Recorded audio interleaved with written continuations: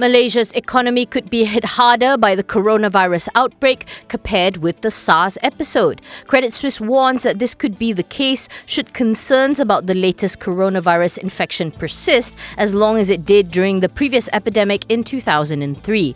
This is because China's share of tourism receipts has more than quadrupled to 19% in 2019 from a mere 4% in 2003. Credit Suisse estimates the loss in Malaysia's tourism receipts could be 1.3 percentage point of GDP, with China alone contributing 0.5 percentage points.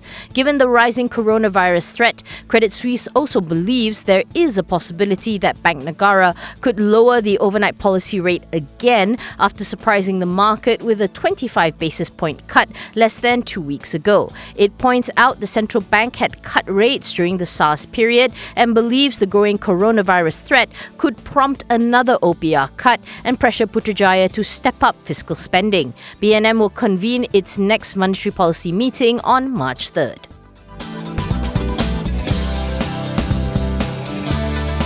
Atta Global Group has officially suspended its executive chairman Ooi Ching Sim a day after he was charged along with 7 others for drug trafficking almost 5 kilograms of methamphetamine. According to the boss filing, the suspension was in the best interest of the group in order to enable Ooi to focus on his defense. Ooi was also executive chairman of Heng Huat Resources Group, where he has been redesignated to non-executive director. In the filing, Atta revealed more details of what had been seized in the January 16 raid by authorities, including a total of 3 properties belonging to the parent company and 14 properties belonging to subsidiary Progorex, all of which are located in Penang. It also clarified that the securities maintained in the CDS accounts of Atta, subsidiary SMPC Industries, and Executive Director Ng Chin Nam have been suspended. In addition, one banking account of subsidiary Metal Perforators was also frozen.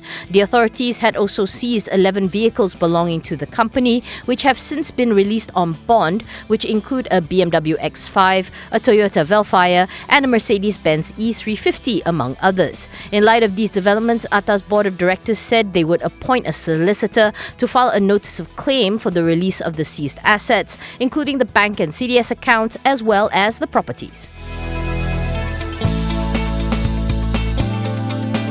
Datasonic Group says the Home Affairs Ministry is changing the scope of its 318.75 million passport chips contract. In a boss filing, Datasonic says the total quantity of the passport chips to be supplied has been cut from 12.5 million to 11 million, bringing the amount to 280.5 million ringgit. The contract will now also include maintenance of hardware and software for the AutoGate and chips, and the maintenance services for equipment and application of public key infrastructure and public key directory amounting to 38.25 million ringgit.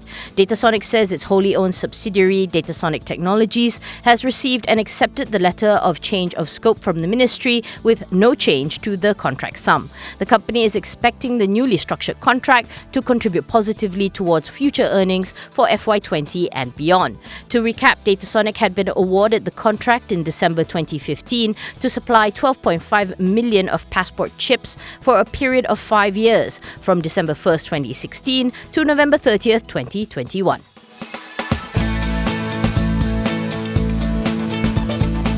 The MACC is asking the public who have any information on former Putrajaya Perdana Group ED and Low-Tech Joe associate Jerome Lee Tak Lung to come forward. According to a MACC media circular, the anti-graft agency is looking for Lee, who has been missing for a number of years. The MACC is seeking Lee's help in the ongoing SRC international trial, where former Premier Datuk Sri Najib Razak is facing 7 counts of money laundering and abuse of power involving 42 million ringgit. Lee was also an investment director at troubled sovereign fund 1MDB. In July 2015, Lee had actually been arrested and remanded by the MACC just as he was about to escape to Taiwan. He was remanded for a few days to assist in investigations into how millions of ringgit from SRC made their way into Najib's personal bank accounts. Lee was subsequently released on 100,000 ringgit bail.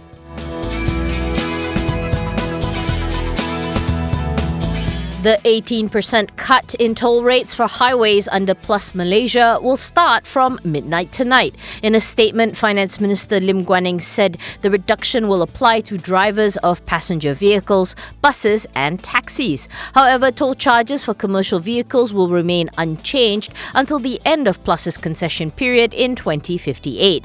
Plus highways comprise the NKVE, Seremban Port Dickson Highway, Elite, Lingkar Kedua, East Coast Expressway Phase 2, the Butterworth Kulim Expressway and the Penang Bridge. Lim adds that the government and highway users will enjoy direct savings of 1.1 billion in 2020 alone, following the recently approved Plus concession restructuring by the Cabinet. This includes savings of 500 million from the 18% discount and savings of 600 million ringgit from otherwise government compensation for freezing toll charges.